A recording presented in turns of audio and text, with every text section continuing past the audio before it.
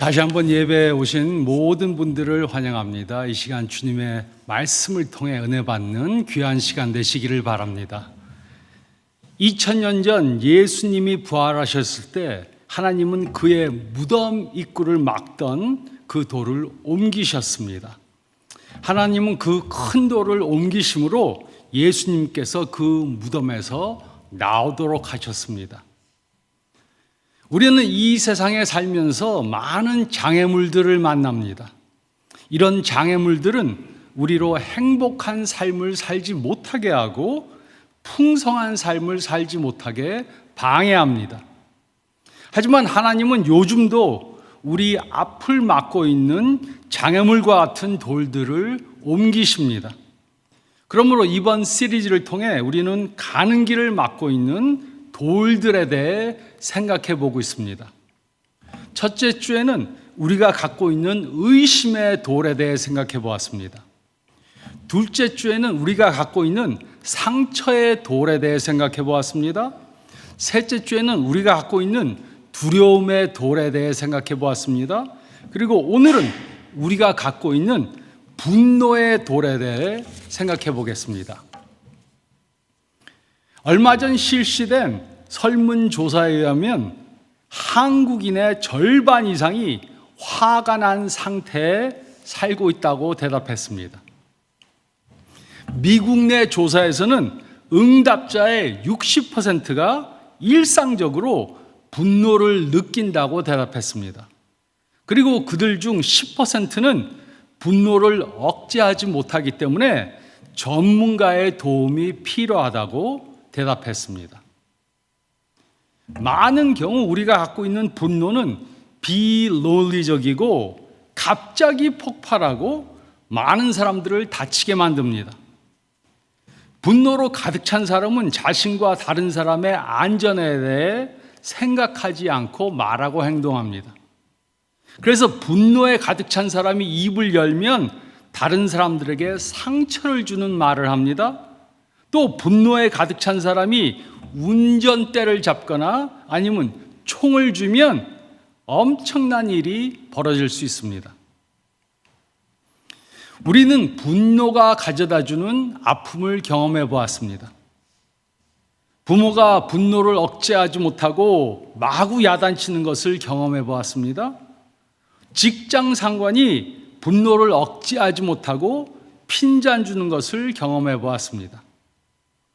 배우자가 분노를 억제하지 못하고 할 말 못할 말을 하는 것을 경험해 보았습니다. 또 친구가 분노를 억제하지 못하고 고함 지르는 것을 경험해 보았습니다. 이런 경험을 하면 그 상처는 오랫동안 남게 됩니다.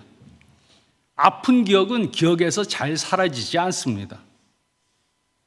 우리 중에도 이렇게 분노를 억제하지 못하는 사람들이 있습니다.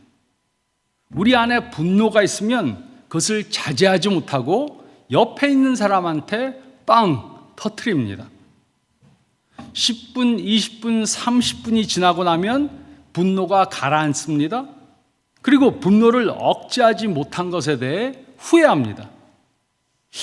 왜 내가 그렇게 화를 냈지? 후회하지만 소용이 없습니다. 우리는 이미 주위 사람들에게 많은 상처를 입혔습니다. 분노를 터뜨리면 다른 사람은 상처를 받게 됩니다. 그리고 그 기억은 오랫동안 없어지지 않습니다. 또 기독교인이 분노를 절제하지 못하면 우리는 전도하는 것에 큰 손해를 주게 됩니다. 예수님을 믿는다고 하면서 분노를 자제하지 못하면 누가 그것을 보고 예수님을 믿겠습니까? 제가 이것을 어떻게 잘합니까?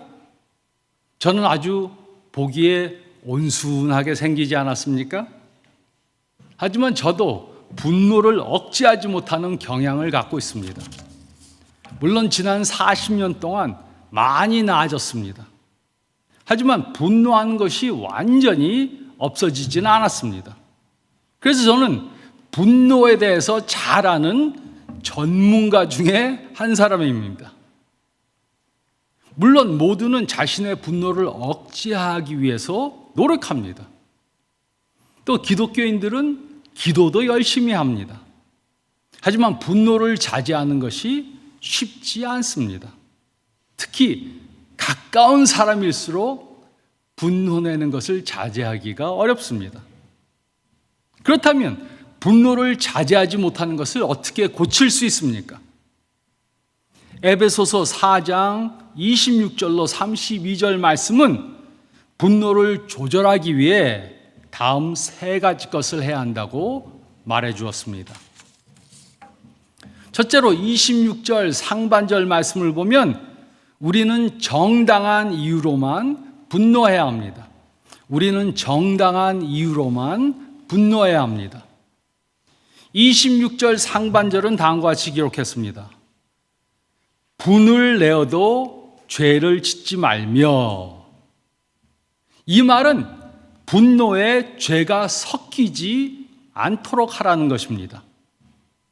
이 말이 매우 중요한 이유는 이것은 우리가 예상하지 못한 것을 말해주기 때문입니다. 성경은 어떤 이유로라도 화를 내지 말라 이렇게 말하지 않았습니다. 어떤 이유로라도 화를 내지 말며 이렇게 기록하지 않았습니다. 대신에 분을 내어도 죄를 짓지 말며라고 기록했습니다.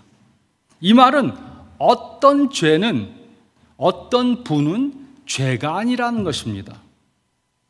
어떤 분냄은 죄가 아닙니다. 바울은 26절에 분을 내되 죄를 짓지 말라고 말했습니다. 하지만 그는 31절에서 분냄을 버리라고 말했습니다. 그러므로 이 두 구절이 서로 모순되는 것입니까? 물론 아닙니다. 바울은 26절과 31절에 두 가지 다른 분냄에 대해 말했습니다. 26절에서 바울은 올바른 분냄에 대해 말했습니다. 하지만 31절에서 바울은 죄적인 분냄에 대해 말했습니다. 그런데 이 두 가지 분냄을 어떻게 구분해야 합니까? 죄가 되지 않는 분냄은 예수님의 예를 통해 볼 수 있습니다. 예수님도 화를 내신 때가 있었습니다. 예수님은 성전에서 돈을 바꿔주는 사람들을 보고 화내셨습니다. 이 사건은 요한복음 2장에 기록되어 있습니다. 예수님이 성전에 가셨을 때 그곳에서 제사 드릴 짐승을 팔고 또 돈을 바꿔주는 일을 하는 사람들을 보셨습니다. 그때 예수님은 채찍을 만들어서 그들을 성전으로부터 쫓아내셨습니다. 그뿐만이 아니고 예수님은 돈 바꿔주는 상인들의 상을 다 엎어버렸습니다. 예수님이 이렇게 화내신 이유가 무엇이었습니까? 그것은 그들이 하나님의 성전에서 부당한 폭리로 돈을 갈취하는 행위를 했기 때문입니다. 이 당시 사람들은 하나님께 예배드리기 위해 제사드릴 짐승을 갖고 와야 했습니다. 하지만 그 당시 제사장들은 장사하는 사람들과 짜고 사람들이 갖고 오는 짐승들이 제사드리기에 부정하다고 하고 그것을 그들이 갖고 온 짐승들을 제사물로 받질 않았습니다. 그래서 그들은 많은 돈을 주고 그곳에서 파는 짐승을 새로 사야 했습니다. 이들은 이렇게 하나님께 예배드리러 오는 사람들에게 사기를 친 것입니다. 그뿐만이 아니었습니다. 사람들이 11조를 드리기 위해 돈을 갖고 오면 제사장들은 그들의 돈을 받지 않았습니다. 제사장들은 그들이 원하는 돈으로 환전해서 가져오라고 그렇게 했습니다. 그 이유는 자신들이 요구하는 돈에 은이 더 많이 들어있었기 때문입니다.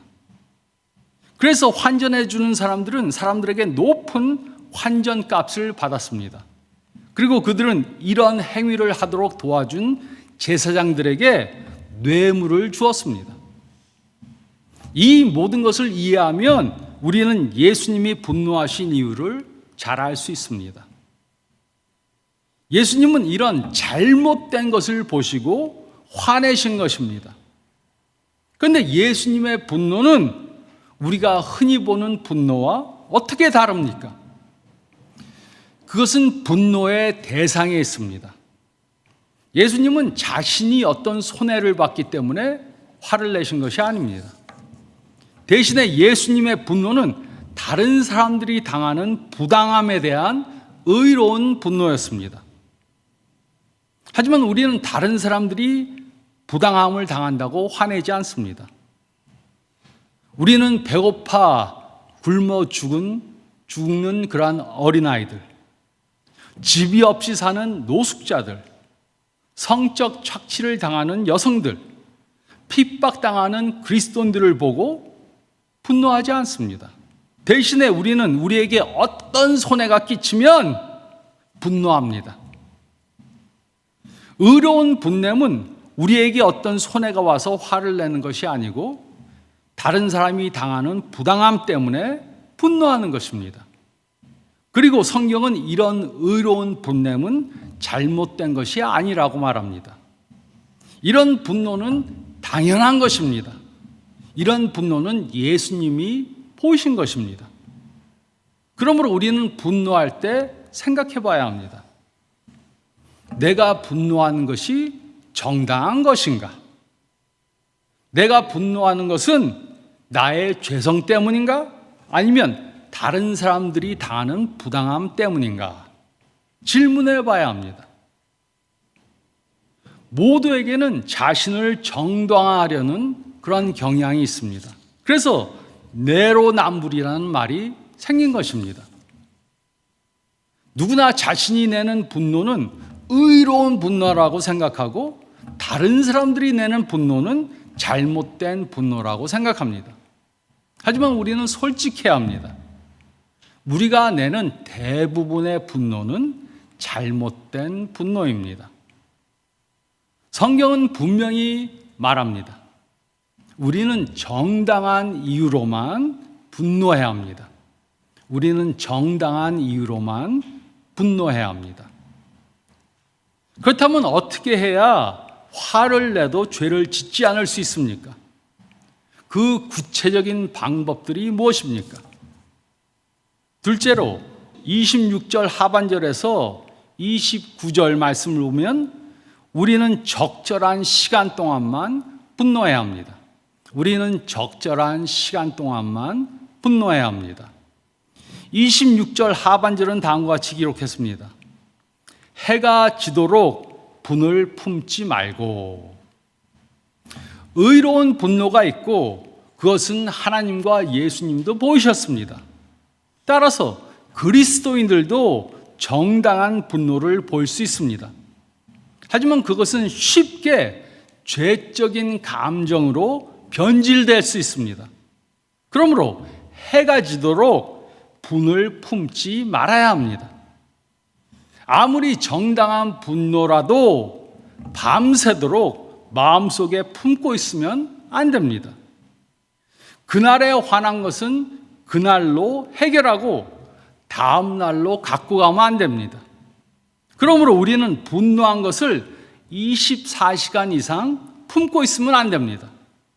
해가 지고 나면 그날 생긴 분노는 그날 풀어야 합니다.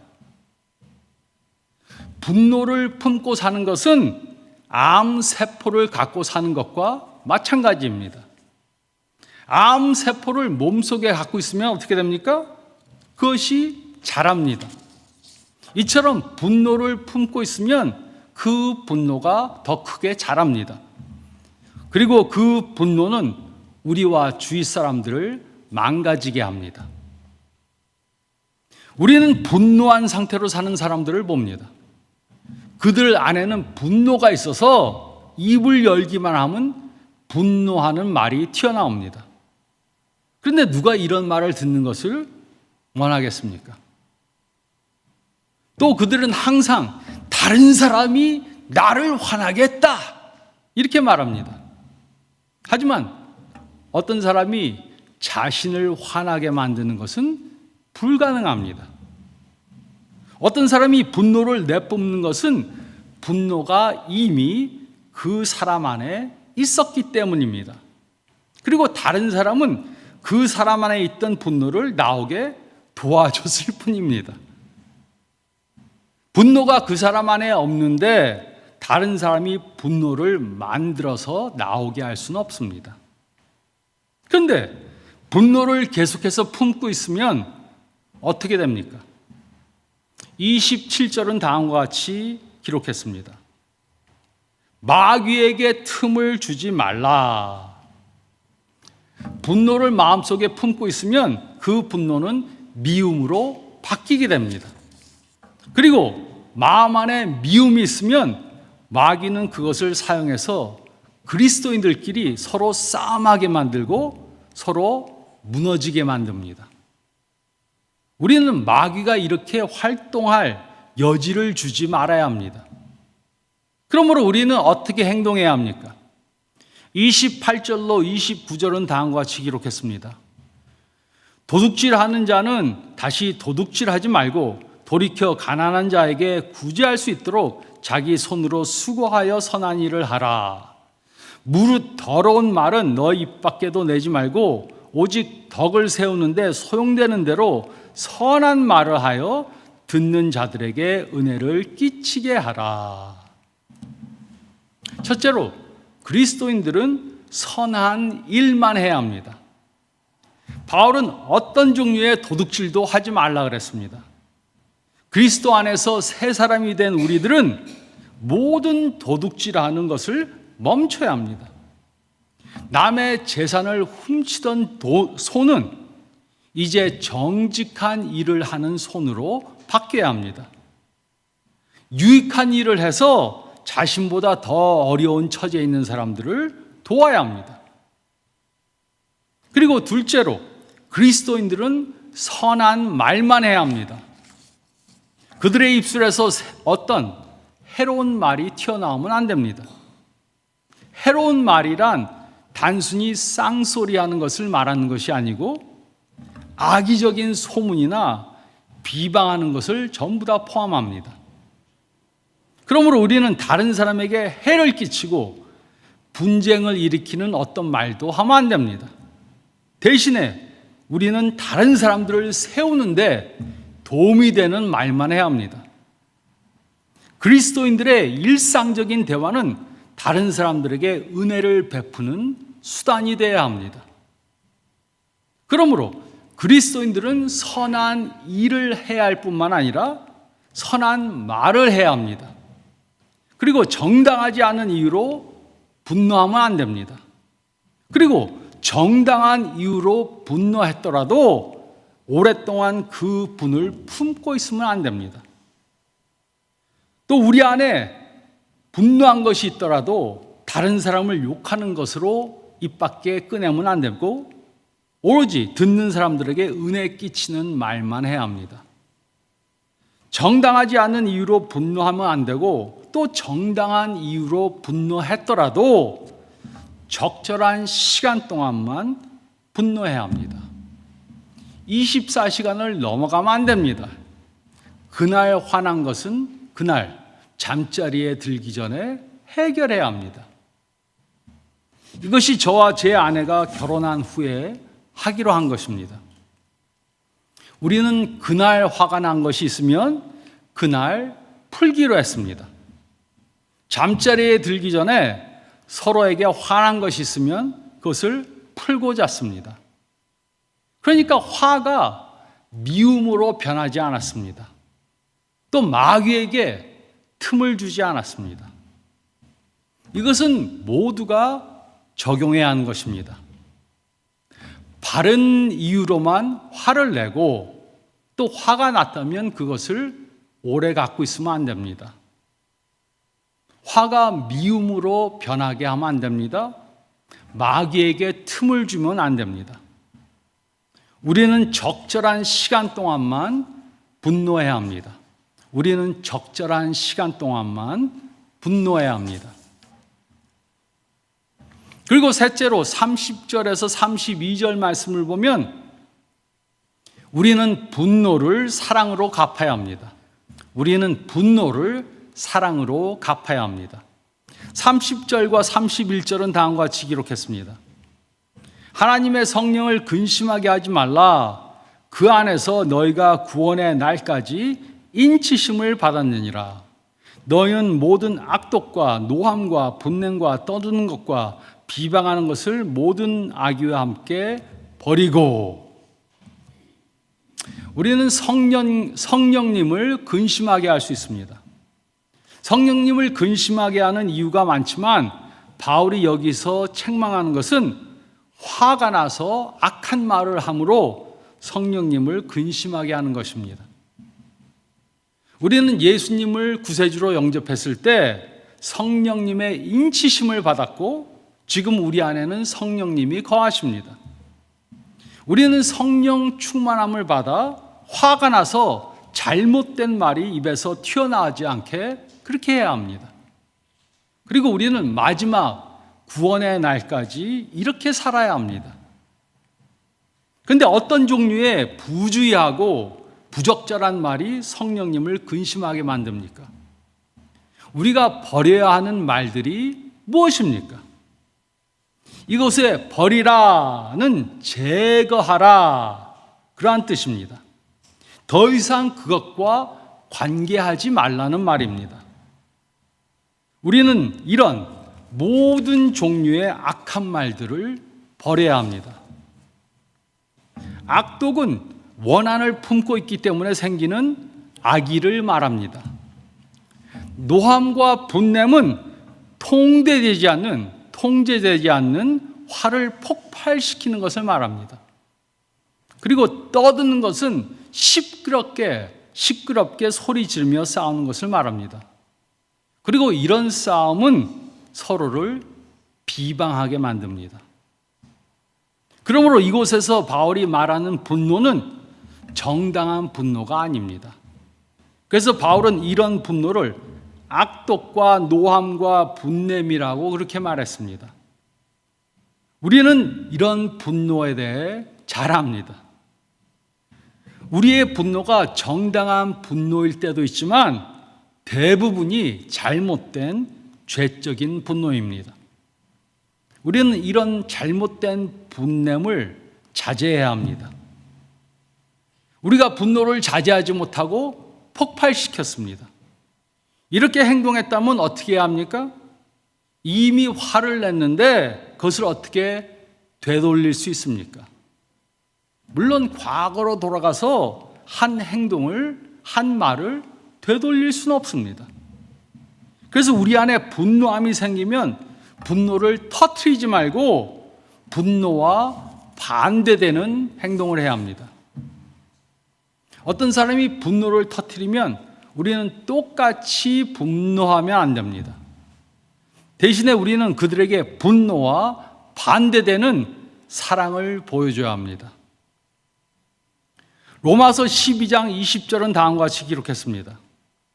내 원수가 줄이거든 먹이고 목마르거든 마시게 하라. 그렇게 함으로 내가 숯불을 그 머리에 쌓아 놓으리라. 누가 우리에게 잘못했다고 하나님의 진노가 그 사람에게 즉시 임할 것이라는 그러한 말이 아닙니다. 오히려 하나님의 진노는 최후의 수단이고 하나님은 지금 그 악행을 한 사람이 자신의 죄를 깨닫고 회개할 기회를 주십니다.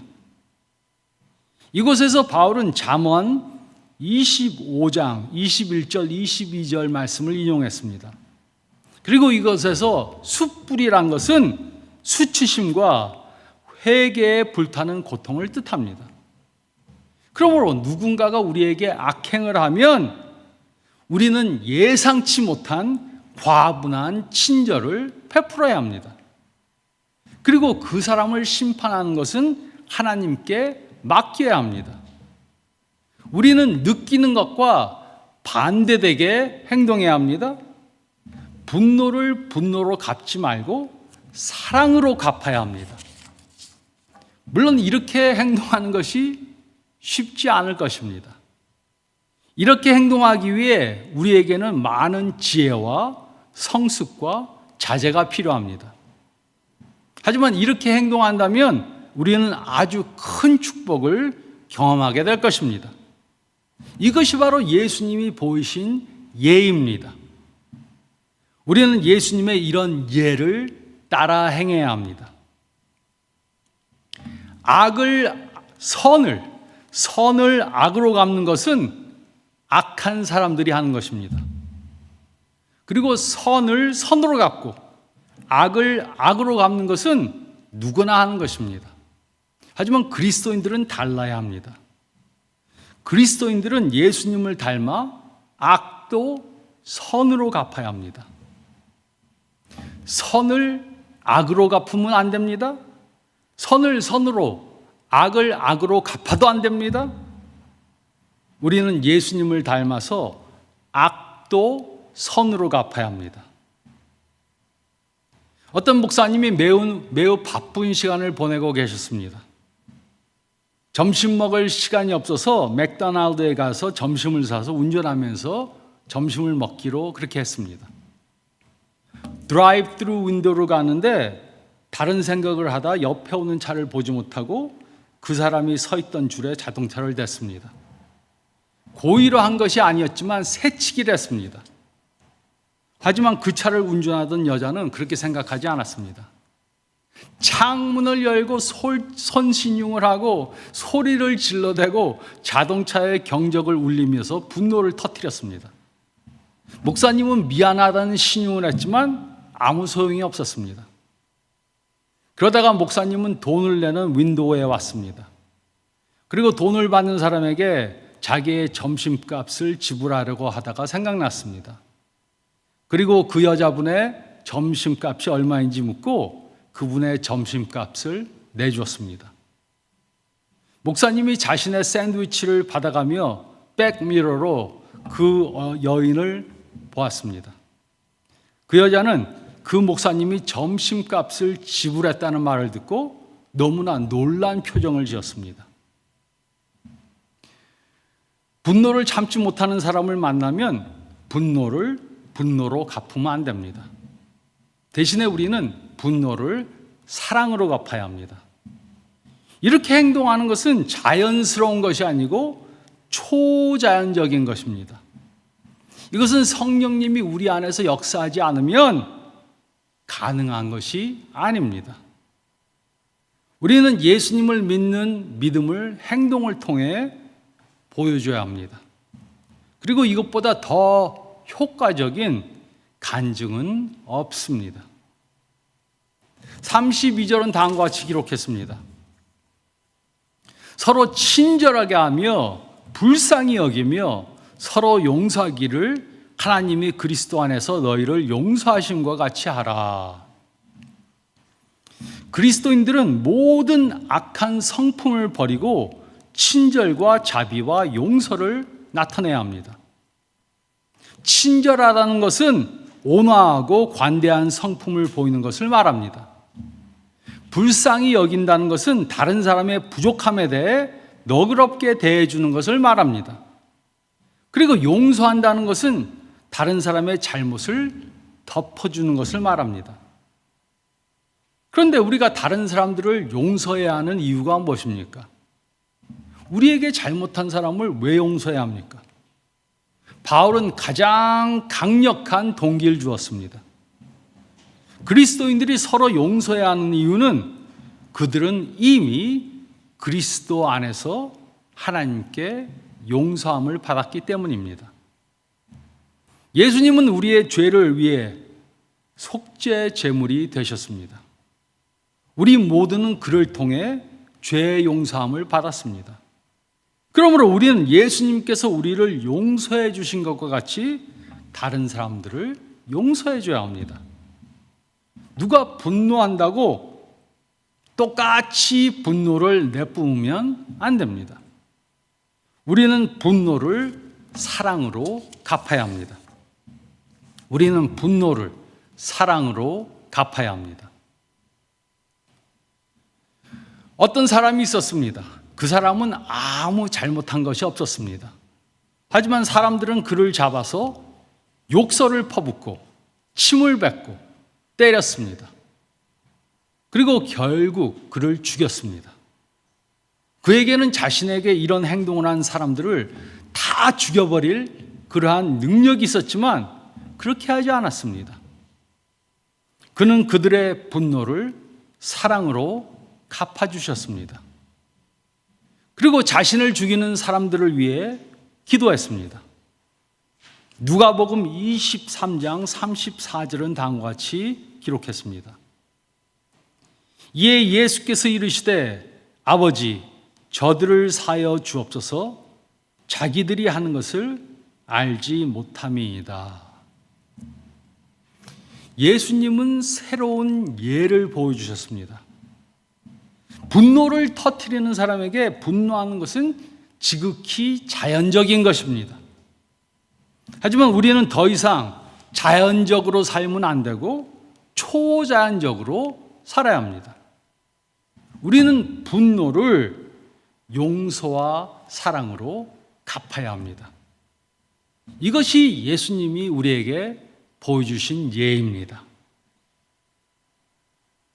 성령님을 통해 이런 초자연적인 삶을 사는 저와 여러분이 되시기를 우리의 모든 것을 용서해 주시고 사랑해 주신 예수님의 이름으로 축원드립니다. 저희 다 같이 기도드리겠습니다. 잠깐 머리를 숙이시고 오늘 말씀 다시 한번 묵상해 보시기 바랍니다. 우리가 예수님을 믿었지만, 예수님의 용서함을 받았지만 분노하는 것을 참고 다른 사람을 사랑하는 것은 쉽지 않습니다. 또 주위에 있는 사람들, 특별히 가까운 가족들, 형제들, 친척들, 이웃들, 직장 동료들을 사랑하는 것이 쉽지 않습니다. 분을 자제하는 것은 우리가 노력한다고 되는 것이 아닙니다. 성령님의 도움을 받아야 합니다. 이번 한 주 동안 주님, 저를 변화시켜 주세요. 예수님의 용서함에 대해 매일 묵상하고 다른 사람들을 용서하고 사랑하는 저희가 되게 도와주세요. 또 화가 날 때마다 이 말씀을 생각하고 화를 자제할 수 있는, 또 화난 것을 사랑으로 볼 수 있는 저희 모두가 되게 도와주세요. 기도하면서 한 주간 보내시기 바랍니다. 제가 기도하겠습니다. 주님 감사합니다. 오늘 말씀을 통해 다시 한번 저희를 일깨워 주심을 감사드립니다. 예수님을 믿고 예수님의 제자라고 하지만 화를 자제하고 누가 화를 낼 때 사랑으로 대해주는 것이 쉽지 않습니다. 저희 힘으로 할 수 없는 것을 고백하고 성령님의 도움을 구합니다. 저희를 변화시켜 주시고 하나님께 용서함 받은 저희들, 다른 사람들도 용서하는 저희 모두가 되게 도와주시옵소서.